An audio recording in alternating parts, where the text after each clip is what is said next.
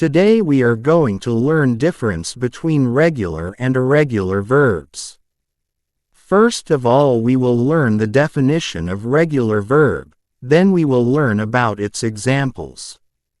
So, let's begin with the definition of regular verb. Regular verbs are those verbs whose second and third forms are made by adding d or ed.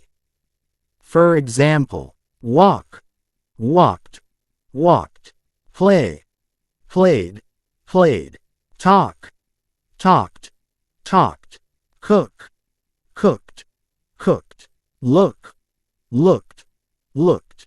Now let's learn definition of irregular verb.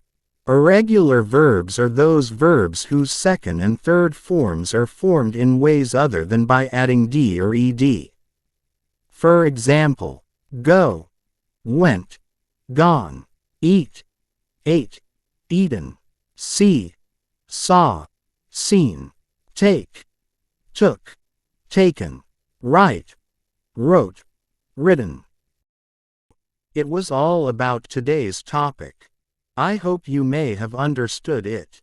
If you have any question related to this topic, you can ask me in the comment box. Thank you for watching.